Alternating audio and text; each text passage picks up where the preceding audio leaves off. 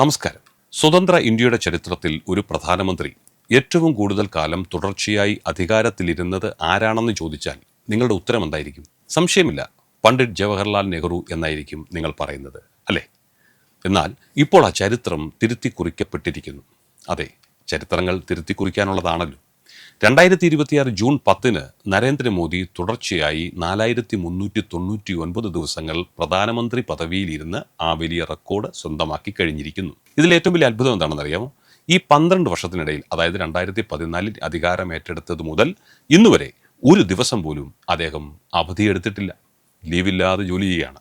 വിവരാവകാശ നിയമപ്രകാരം ഒരാൾ ചോദിച്ച ചോദ്യത്തിന് പ്രധാനമന്ത്രിയുടെ ഓഫീസ് നൽകിയ മറുപടിയാണിത്. പ്രധാനമന്ത്രി എപ്പോഴും ഡ്യൂട്ടിയിലാണ്. വെറുമൊരു റെക്കോർഡ് മാത്രമല്ല ഇത്. ഈ 4399 ദിവസങ്ങൾ കൊണ്ട് സാധാരണക്കാരായ നമുക്കും നമ്മുടെ ഇന്ത്യക്കും എന്തു മാറ്റമുണ്ടായെന്ന് നാം അറിയണ്ടേ? വെറുതെ പറയുകയല്ല, നമുക്ക് കൃത്യമായ കണക്കുകൾ ഒന്ന് നോക്കി പരിശോധിക്കാം. 2014 ഇന്ത്യയിൽ വെറും 74 വിമാനത്താവളങ്ങൾ മാത്രമാണ് ഉണ്ടായിരുന്നത്. ഇന്ന് എത്രയുണ്ടെന്നറിയാമോ? 164 അത് കുതിച്ചുയർന്നു. 74 നിന്നും 164 വിമാനത്താവളങ്ങളുടെ കാര്യം മാത്രമാണത്.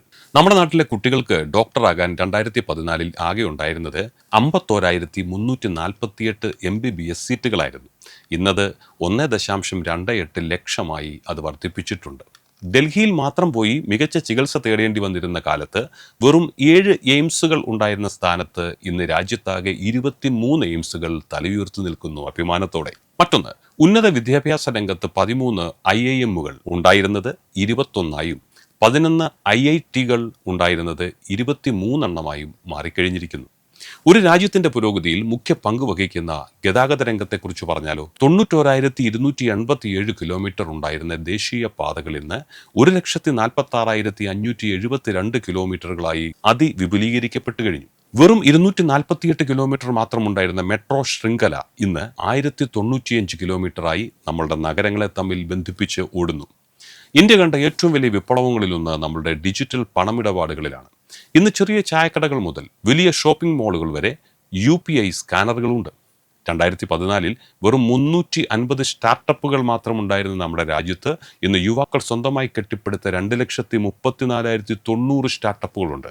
ആലോചിച്ച് നോക്കൂ, ലക്ഷക്കണക്കിന് പേർക്കാണ് ഇതിലൂടെ ജോലിയും വരുമാനവും ലഭിച്ചത്. ഇതൊക്കെ കൊണ്ട് രാജ്യത്തിന് സാമ്പത്തികമായി എന്ത് നേട്ടമുണ്ടായി എന്ന് ചോദിക്കുന്നവരും ഉണ്ടാവാം. 2014 നമ്മുടെ രാജ്യത്തിന്റെ വിദേശ നാണ്യശേഖരം ഫോറക്സ് റിസർവ് $304 ബില്യൺ ആയിരുന്നു. ഇന്നത് $690 ബില്യൺ ഇരട്ടിയിലധികമായി വർദ്ധിച്ചു കഴിഞ്ഞു. രാജ്യത്തിന്റെ അഭിമാനമായി 164 വന്ദേ ഭാരത് എക്സ്പ്രസ്സുകളാണ് ഇന്ന് അതിവേഗം പാളങ്ങളിലൂടെ കുതിച്ചു പായുന്നത്. ഇതിനോടൊപ്പം പാവപ്പെട്ടവരുടെ ജീവിതത്തിലും വലിയ മാറ്റങ്ങളുണ്ടായി. ലഖ്പതി ദീദി എന്ന പദ്ധതിയിലൂടെ കോടിക്കണക്കിന് ഗ്രാമീണ വനിതകളാണ് ഇന്ന് സ്വന്തമായി ബിസിനസ് ചെയ്ത് 1 ലക്ഷത്തിലധികം രൂപ വാർഷിക വരുമാനം നേടുന്നത്. രാജ്യത്തിന്റെ സുരക്ഷയുടെ കാര്യത്തിലും ഇന്ത്യ ആർക്കു മുമ്പിൽ തലകുനിക്കുന്നില്ല. പാകിസ്ഥാനിലെ ഭീകര ക്യാമ്പുകൾ ലക്ഷ്യമാക്കി ഇന്ത്യൻ സൈന്യം നടത്തിയ ഓപ്പറേഷൻ സിന്ദൂർ ഏറ്റവും വലിയൊരു താക്കീതായിരുന്നു.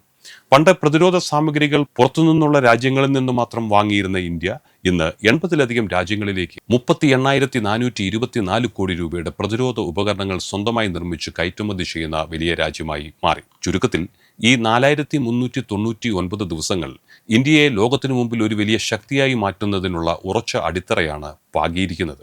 2047 ഒരു പൂർണ്ണ വികസിത ഭാരതം എന്ന സ്വപ്നത്തിലേക്കുള്ള അതിവേഗത്തിലുള്ള ഓട്ടത്തിലാണ് ഇപ്പോൾ. നമ്മുടെ അഭിപ്രായത്തിൽ കഴിഞ്ഞ 12 വർഷത്തിനിടയിൽ നമ്മുടെ രാജ്യത്തുണ്ടായ ഏറ്റവും മികച്ച മാറ്റം എന്തായിരിക്കും? അത് തീർച്ചയായും താഴെ കമന്റ് ബോക്സിൽ രേഖപ്പെടുത്തുക. ഈ ഇൻഫോർമേറ്റീവ് വീഡിയോ നിങ്ങൾക്ക് ഇഷ്ടപ്പെട്ടെങ്കിൽ ലൈക്ക് ചെയ്യാനും സുഹൃത്തുക്കൾക്ക് ഷെയർ ചെയ്യാനും ഞങ്ങളുടെ ചാനൽ സബ്സ്ക്രൈബ് ചെയ്യാനും മറക്കരുത്. മറ്റൊരു ഇൻഫോർമേറ്റീവ് വീഡിയോയുമായി വീണ്ടും കാണാം. അതുവരെ നിങ്ങൾക്ക് എല്ലാവർക്കും ഞങ്ങളുടെ നന്ദി. നമസ്കാരം.